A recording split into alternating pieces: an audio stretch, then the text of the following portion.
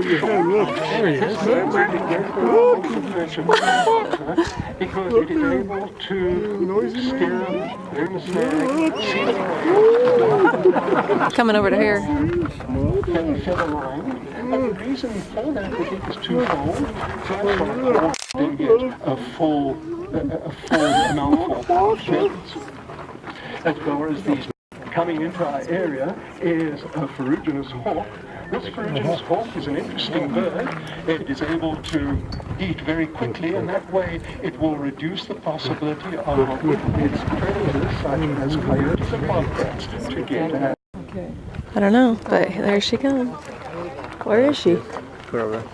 Oh. So she's already making her way in. Look at her right now. She's gonna get. I don't. It's a little bit of a breeze, so it's a little bit slower, but she's Look at her come in almost fast. here. Oh my god. Oh my god. Oh.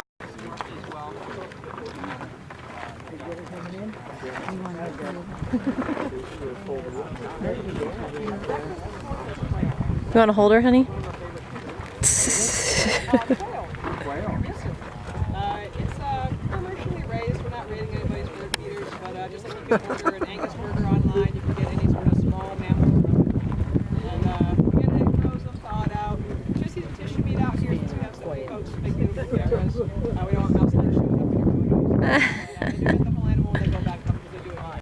Also, whereas the grey hawk's wing feathers were very stiff, the barn owl's feathers are very soft, and the trailing edge of those feathers have got what we call eyelashes, so that when the barn owl beats its wings, the barn owl has the most acute sense of hearing, and in absolute pitch darkness, the barn owl is going to be able to be successful over 90% of the time. Why does it have to hunt in pitch darkness? Well, you see, the great owl hunts just at dawn and at dusk. So to avoid its chief predator, it hunts in the middle of the night. The next bird we're going to see has devolved a strategy of being able to hunt together, a collaborative hunt. They stick together, and there's only one other species that does this here coming into the area is the Harris's hawk, exactly the bird that I was talking about. The species that is able to hunt collaboratively is the Galapagos hawk. But I want you to realize how very precious this is, because typically a raptor will not allow any other raptor into its territory. As you look at these Harris's hawks, notice the colorings. You've got the chocolate-colored bird with the brick red wings. Notice the white rump stripe and also the white being able to steer accurately, and they're able to develop an explosive table for making sharp turns. Oh, here comes one. Coming in right over your head. These birds are typically recorded. Whoa! Oh my gosh! Wait, there's one more coming. Lots of water in Arizona at the time. These riparian areas over 90% of these riparian areas. Fortunately, though, they needed to increase the water. Here they come. What is doing now is she's going to demonstrate to you how a young Harris's hawk will Oh! its agility, and they will do that by hunting insects. Notice too that the Harris's hawks are very comfortable on the ground. These Harris's hawks will, as we say, be hunting collaboratively. That means that there has to be a bird in charge. In Raptorland, take a guess. Which is the larger bird, the male or the female? The female, you've got it. She's about 50% heavier than the male in that household. Well, she is the boss bird, and her associate is the alpha male, a lot more agile and is involved more in the hunt. He's got a hunting buddy being the beta male, and then the whole group is going to be rounded out by a series of 3 or 4 immature birds, the so-called gamma crew. It's really only the alpha male. Whoa!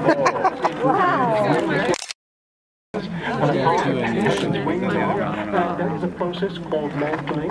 What it is doing, it's hiding its prey, making sure that, well, you know, these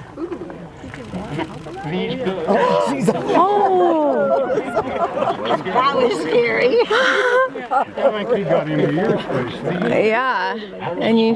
Will very often sit next to. Oh, they like you. They do. You're right in the flight path.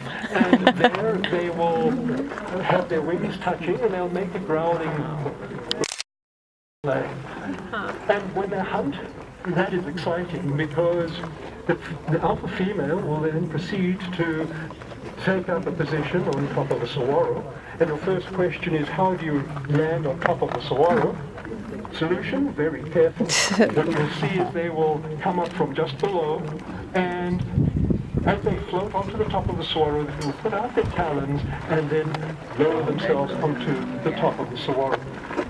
Incidentally, height above ground tends to indicate the position in the hierarchy, so you can judge which is the boss bird in this group. Strategy, a bird might see something in the desert, and my heavens, I think they've seen something in the desert, and that would be the pounce strategy. Yes, They've got one of the birds that's found something and has flown right up to the top of the rest of the birds would be working somewhere down at the bottom. And if any fights were to break out, there could be a whole lot of talon locking and a whole lot of squawking, but I want you to be aware that these fights are purely ritual fights.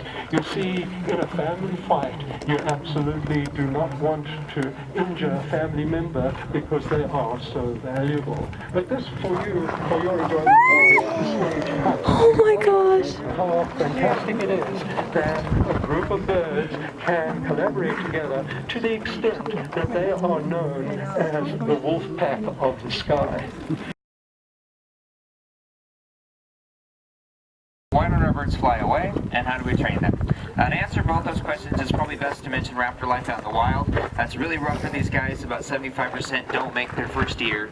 That's either due to predation, starvation, disease. Maybe these guys can't find shelter or water. So when you afford them those things like we do every day at the museum, they realize it's a pretty sweet gig here, and they don't really want to go anywhere else. We never restrain our birds. We never want them to make them feel like they're forced to be out here or forced to do anything they don't want to do.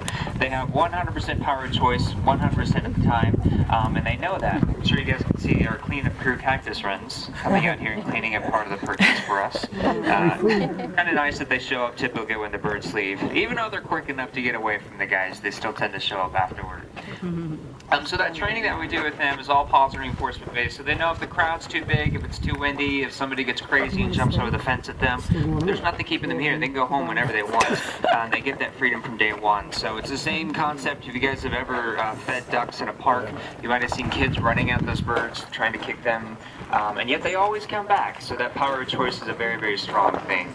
So it's why we can get an owl getting really close to you guys, just flying back and forth, and a red tail like this, sometimes soaring thousands of feet up into the sky. She's been about as high as probably 3,500 feet before, maybe a little bit higher than that. If you wonder what a red tail looks like that high, she disappears in 10 by 50 binoculars. She just kind of specks out and dissolves into the sky. She's only probably only 200, 300 feet up right now, not too high up there. We can see some really good red tail markings on her.